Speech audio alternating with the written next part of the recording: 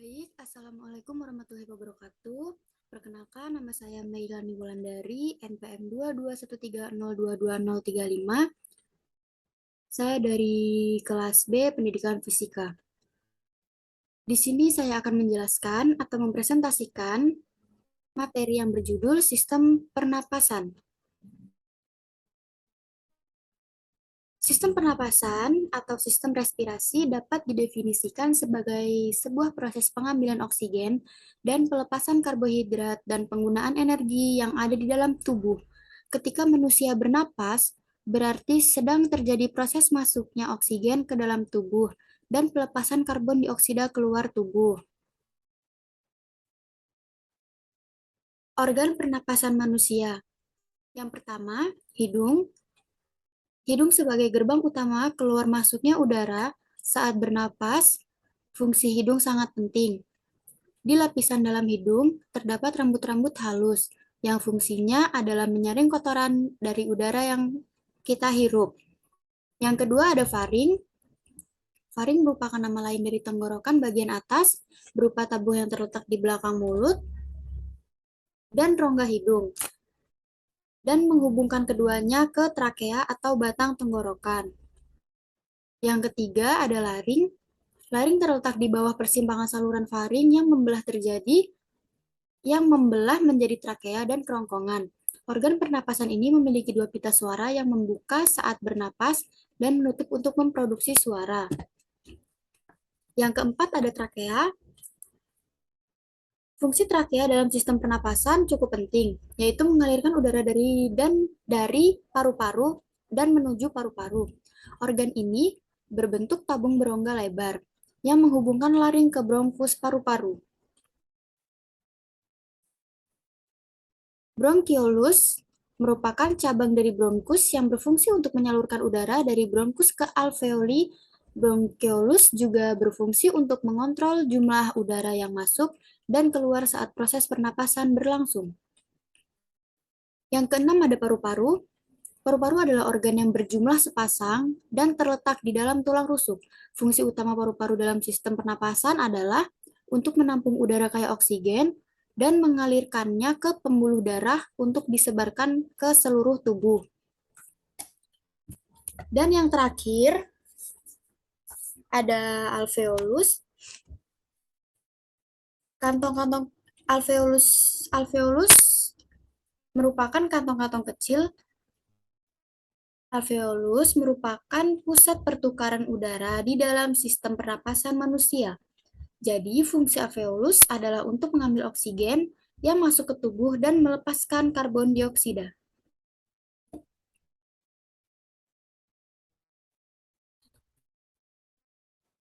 Fungsi sistem pernapasan manusia. Yang pertama, sistem pernapasan manusia berfungsi untuk menghirup dan menghembuskan udara atau bernapas.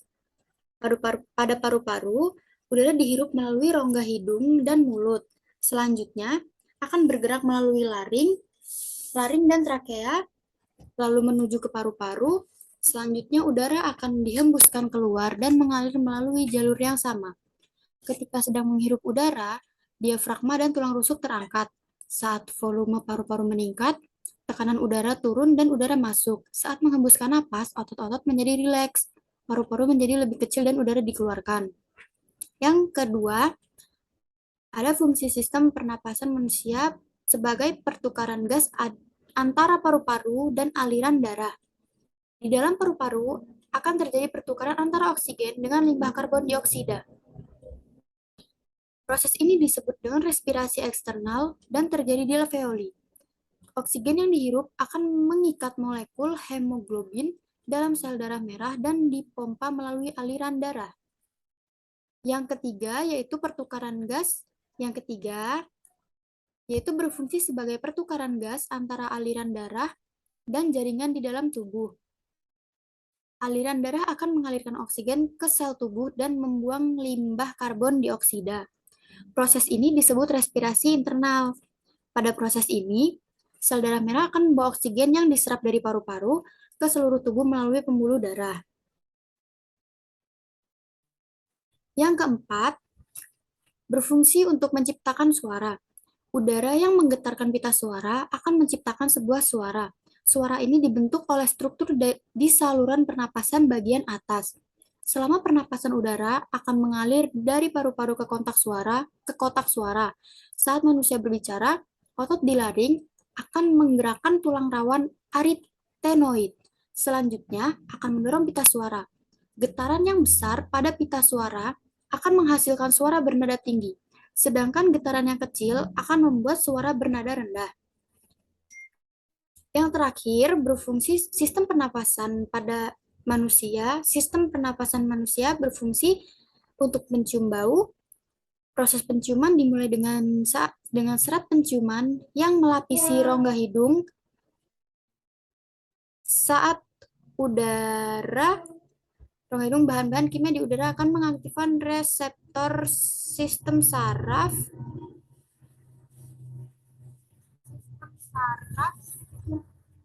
Stimulus ini akan mengirimkan sinyal ke otak. Sinyal tersebut akan bergerak dan dari situlah manusia bisa mengenali bau. Proses pernapasan manusia itu ada dua. Yang pertama pernapasan dada dan yang kedua ada pernapasan perut. Pada pernapasan dada, otot yang berperan dalam pernapasan dada adalah otot-otot di sekitar tulang rusuk. Otot-otot ini dibagi menjadi dua, yaitu otot tulang rusuk luar dan tulang rusuk dalam. Otot tulang rusuk luar memiliki peran untuk mengangkat tulang-tulang rusuk, sedangkan otot tulang rusuk dalam memiliki fungsi untuk menurunkan tulang rusuk ke posisi normal. Yang kedua ada pernapasan perut. Pernapasan dada atau disebut juga dengan pernapasan diafragma adalah pernapasan menggunakan diafragma dan otot dinding di rongga perut. Otot diafragma akan berkontraksi dan posisinya menjadi datar. Hal ini menyebabkan volume rongga dada menjadi bertambah besar dan tekanan udara menjadi kecil. Karena tekanan udaranya yang rendah, paru-paru akan mengembang. Saat itulah terjadi masuknya udara ke paru-paru atau proses menghirup udara.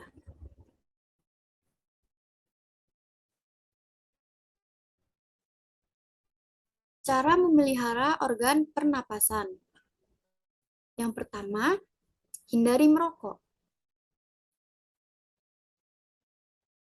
Merokok adalah salah satu kebiasaan yang buruk dan bisa mendatangkan berbagai penyakit. Ya, walaupun kita bukan perokok, tapi perokok pasif juga bisa merasakan dampak buruk yang sama karena kita menghirup asap dari si rokok tersebut. Jadi setiap kali kita merokok, kita akan menghirup ribuan bahan kimia ke dalam paru-paru seperti nikotin, karbon monoksida, dan tar.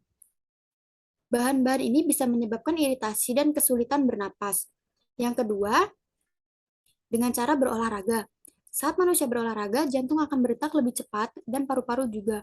Tubuh saat berolahraga akan membutuhkan lebih banyak oksigen. Ketika berolahraga, manusia yang biasanya akan bernapas sebanyak 15 kali per menit menjadi 40-60 kali per menit. Itulah pentingnya untuk melakukan olahraga rutin. Semakin banyak kamu berolahraga, maka semakin efisien paru-parumu. Menciptakan paru-paru yang sehat dengan berolahraga akan membantu dalam melawan penuaan dan penyakit yang akan muncul. Yang ketiga, ada yang ketiga, kita menghindari paparan polusi. Hal ini cukup sulit dilakukan